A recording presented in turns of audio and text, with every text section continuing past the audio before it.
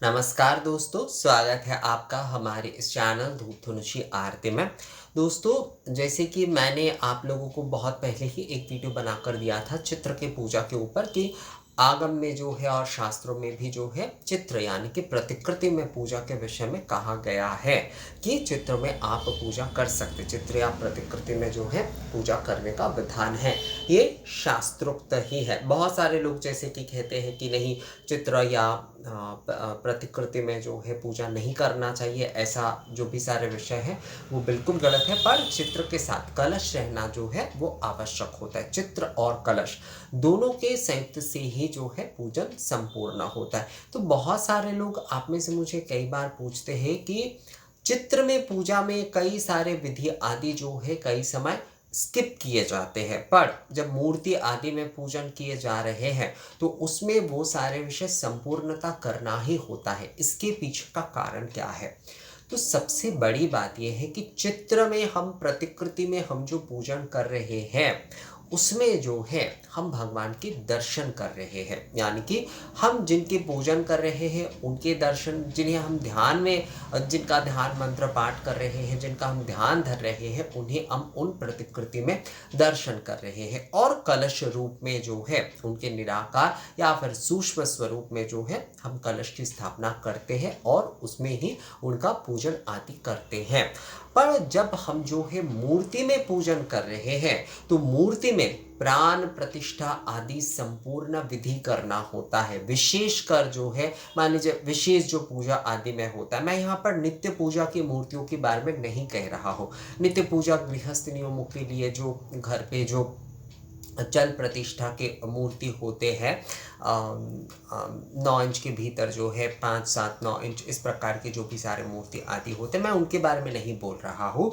मूर्ति प्रतिष्ठा मान लीजिए दुर्गा पूजा, लक्ष्मी पूजा, सरस्वती पूजा, काली पूजा आदि या फिर कोई भी और पूजा, गणपति बप्पा के पूजन आदि जो है उनमें जो है मूर्ति की प्रतिष्ठा की जाती है। तो जब हम मूर्ति की प्रतिष्ठा कर रहे हैं, साकार विग्रह में जो है हम उनके सेवा पूजन आदि कर रहे हैं, तब हम जो है हमारे भीतर के जो प्राण वायु और तेज जो है उस माध्यम से जो है विधिवत तौर पर जो है उनमें प्राण की प्रतिष्ठा कर रहे हैं। तो जब हम वहां पर किसी मूर्ति में जो है हम प्राण के प्रतिष्ठा कर रहे हैं तो उनके पूजा के लिए सबसे पहले जो है उस मूर्ति के साथ जो आराधक होंगे ना उसे एकत्व होना पड़ेगा। अर्थात जो है आपको उस मूर्ति के साथ जो है,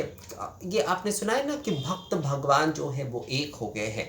आप उस मूर्ति में स्थूल रूप से जो मूर्ति आपके सामने है उसमें आपने अपनी सूक्ष्म प्राण वायु तेज तो आपने जो है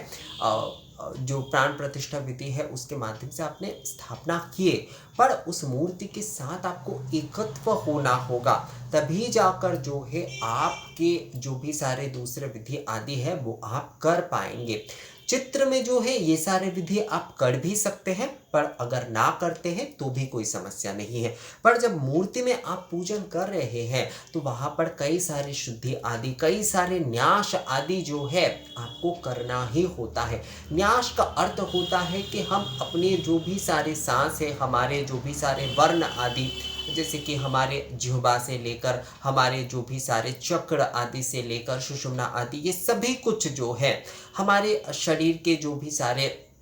हमारे जो पंच ज्ञानांद्रिय आदि जो कुछ भी है उन सभी चीज़ों को जो है हम मंत्र उच्चारण आदि के साथ हर एक के अपने बीच होते हैं उसके साथ जो है अपने हर श्वास को भगवान के नाम पर जो है ना समर्पित कर देना। जिनके हम पूजन कर रहे हैं उन्हें समर्पित कर देना, और इन श्वासों को आप जो है समर्पित करते हुए ही जो है आप पूजन करने के आप संपूर्ण अधिकारी हो जाते हैं, यानी कि आप जो है एकत्व हो जाते हैं उस मूर्ति के साथ जो है, क्योंकि स्थूल रूप से आपने वहां पर उनकी स्थापना की है साकार विग्रह में जो है। तो वहां पर आपको जो है न्यास आदि, जैसे वाच्य न्यास, मातृका न्यास आदि, करण न्यास आदि, ये सभी कुछ जो है वर्ण न्यास आदि, वर्ण शुद्धि आदि सभी कुछ जो है आपको करना पड़ता है दोस्तों। आप अगर ये सारे विधि नहीं करेंगे तो आप जो है मूर्ति में जो पूजन आदि या विशेष पूजन आदि कर रहे हैं उसके आप उपयुक्त नहीं होंगे, यानी कि आपके पूजन जो है वो संपूर्णता नहीं होंगे। तो सबसे पहले जो है विशेष आदि पूजा जब आप मूर्ति में कर रहे हैं तो वहाँ पर जो है आपको जो है इस प्रकार से अपना सब कुछ समर्पित कर देना है और भगवान के साथ जो है आपको एकत्व हो जाना है, तभी जाकर जो है मूर्ति में ये सारे पूजन आदि किए जा सकते हैं। अब आप लोग शायद ये पूछेंगे तो क्या आप जब हम फोटो में पूजन कर रहे हैं तो वहाँ पर ये सारे विषय ज़रूरी नहीं है? तो वहाँ पर भी तो हम उनके दर्शन ही कर रहे हैं, मतलब हमारे सामने तो उनके प्रतिकृति ही है। हाँ, उनकी प्रतिकृति तो है हमारे सामने, पर हम घ्राण प्राण में वहाँ पर अलग से कुछ प्रतिष्ठा नहीं कर रहे हैं। वहाँ पर हम प्राण प्रतिष्ठा आदि विधि, देखिए हर विधि के साथ जो है ना, हर एक मान्यता, हर एक दूसरे विधि, हर एक दूसरे संस्कार जो है वो जुड़े होते हैं। जहाँ पर हम घ्राण प्राण में जो है भगवान को हम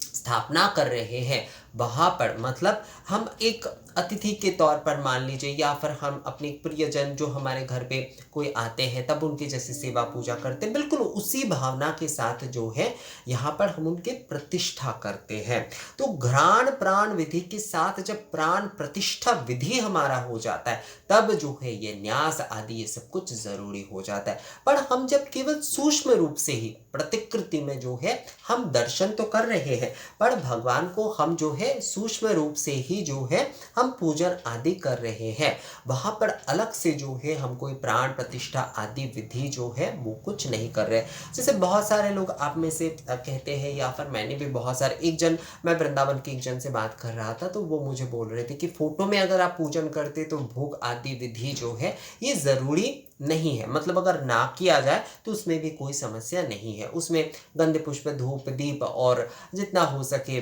मतलब नैवेद्य आप जितना चढ़ाना चाहे चढ़ा सकते हैं, पर भोग नैवेद्य आदि ये सब कुछ उतना ज़रूरी नहीं होता है। अगर आप ना चढ़ाते तो भी आपके पूजा जो है वो संपूर्ण माना जाता है। पर क्योंकि हमारे पंचोपचार आदि से हम पूजन करते हैं तो इसमें जैसे कि गंध पुष्प धूप दीप नैवेद्य हम देते हैं, वैसे तो धूप आदि दीप आदि नैवेद्य होता ही है। मतलब उनका कहने का अर्थ ये है कि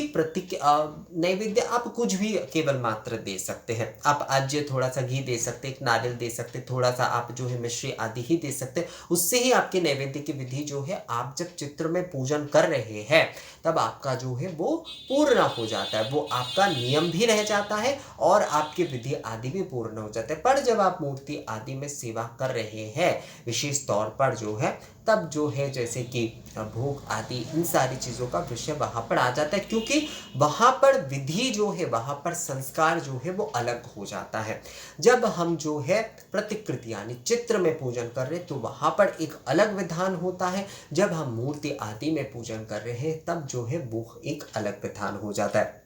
गृहस्थ नियम से हम नित्य पूजा जिनके करते हैं, नित्य पूजा में जैसे मूर्ति आदि हम रखते हैं, वहाँ पर वैसे जैसे कि प्रतिकृति में पूजा होता है उसी का विधान ही लागू होता है। पर क्योंकि हमारा ये मन करता है कि हम भोग आदि इस प्रकार का चढ़ाकर जो है उनकी सेवा पूजा करेंगे, हम अपनी भावना से इसलिए उस प्रकार से करते हैं। पर जो है सूक्ष्म रूप से प्रतिकृति में हम जब पूजा कर रहे हैं तो वहाँ पर केवल हम सूक्ष्म रूप से ही भगवान के जो है पूजन कर रहे हैं। पर प्रतीक दर्शन, क्योंकि हमारे ध्यान आदि पूजा के लिए हमारे मन को एकाग्र करने की सहायता के लिए जो है हम उनके दर्शन के लिए चित्र आदि जो है वो हम रखते हैं। तो इसलिए जो है वहाँ पर आपको न्यास आदि ये सारे विधि आदि करने की, मैं ये नहीं कह रहा हूँ कि आप जो अगर करते हैं तो वो गलत है, बिल्कुल नहीं। अगर आप करते तो बहुत अच्छा है, पर अगर आप नहीं करते, क्योंकि बहुत सारे लोगों का मैं देखता हूँ कि कमेंट्स आप लोग करते तो कहते हैं कि आपके वहाँ पर तो न्यास आदि नहीं करते, तो एक जन कहते हैं कि नहीं हमारे इस तरफ तो ये चलन नहीं है। असल में जो है चलन नहीं है ऐसा नहीं है दोस्तों, चलन सभी जगह पर है। पर जब जो है आप जो है प्रतिकृति में यानी कि चित्र में पूजन कर रहे हैं, फोटो में आप पूजन कर रहे हैं, वहाँ पर ये न्यास आदि इतनी सारी शुद्धि आदि इन सारी चीज़ों की ज़रूरत नहीं होती है। वहाँ पर मूल जो पूजा होती है वो उपचार निवेदन होती है। वहाँ पर आप जो है आचमन, पवित्रीकरण और द्रव्य शुद्धि आदि, गंधादि अर्चन आदि के बाद जो है मानस पूजा और मूल पूजा यानी कि जो उपचार निवेदन की पूजा होती है वही जो है वहाँ पर मूल होती है। वहाँ पर आप भोग में जत किंचित जो है मतलब जत सामान्य ही जो है आप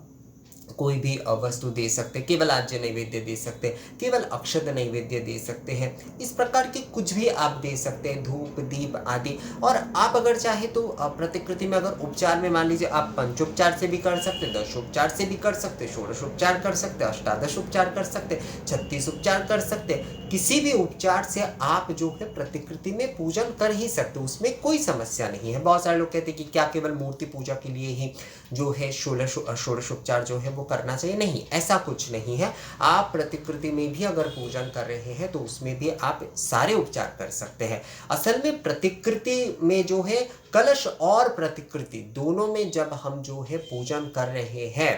तो वहाँ पर हमेशा जो है जो पूजा होती है मूल रूप से वो उपचार निवेदन की पूजा होती है। वहाँ पर पूजा ही जो है वो उपचार निवेदन यानी कि ऐसे दशोपचार, षोडशोपचार आदि उपचार निवेदन की पूजा ही मूल पूजा होती है। और रात्रिक यानी कि आरती जो है वो कॉमन तौर पर तो होता ही है हर पूजा में, पर प्रतिकृति में पूजा में इसलिए उपचार निवेदन जो है वो विशेष होता है। बहुत सारी जगह पर आप देखेंगे कि जहाँ पर दुर्गा पूजा आदि किए जाते, कई मठ और आश्रम में अगर आप लोगों ने देखा है आजकल तो यूट्यूब में लाइव आदि भी आते हैं, तो अगर शायद आप में से कई लोग देखे होंगे तो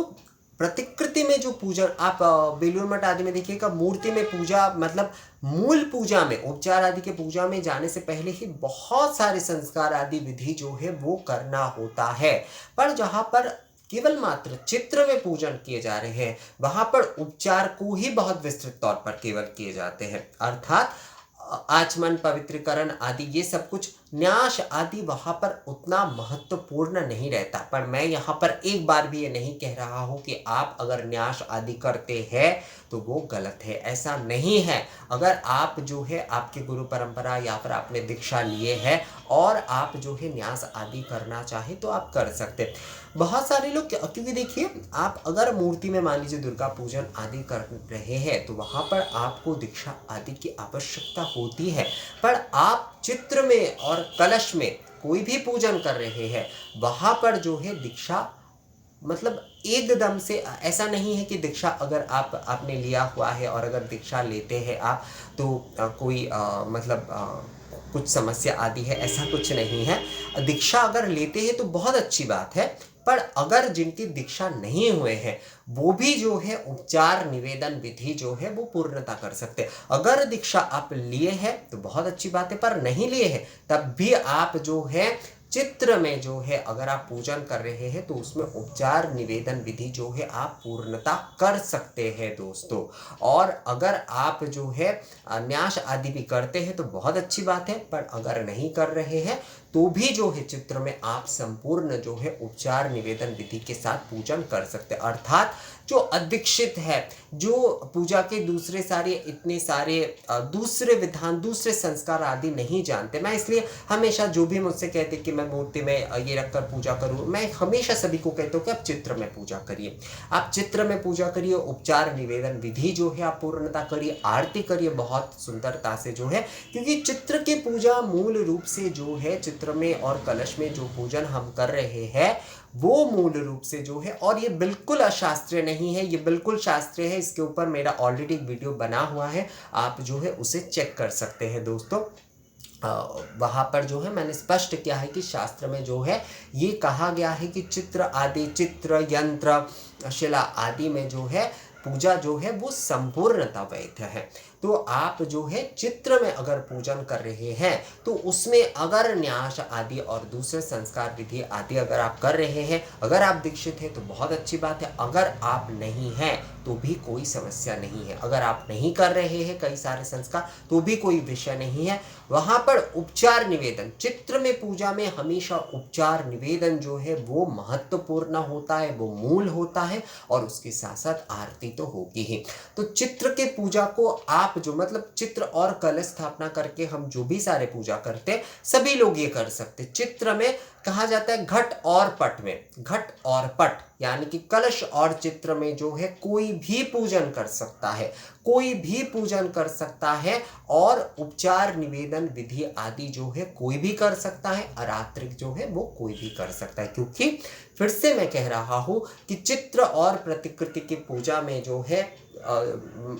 उसमें जो पूजन किया जाता है चित्र और प्रतिकृति में जो है वो मूल रूप से उपचार निवेदन की पूजा होती है। पर मूर्ति आदि में जब आप प्राण प्रतिष्ठा विधि कर रहे हैं तो वहां पर भी उपचार निवेदन विधि तो होता ही है, वही मूल पूजा कहा जाता है। पर उसके साथ साथ कई सारे और संस्कार, कई सारे और विधि का भी आपको पालन वहां पर करना होता ही है। पर चित्र में जो है मूल पूजा बोल लीजिए या फिर संपूर्ण पूजा बोल लीजिए आप, उसमें मूल रूप से उपचार निवेदन ही जो है पूजा है। तो मुझे लगता है ये विषय जो है आप लोगों को स्पष्ट हो गया है दोस्तों। और फिर भी अगर इस विषय में आप लोगों का कोई कंफ्यूजन या फिर सवाल है तो आप लोग मुझे मेल करके या फिर कमेंट करके पूछ सकते हैं। तो मिलते हैं आपसे अगले वीडियो में नए किसी जानकारी के साथ, तब तक के लिए नमस्कार।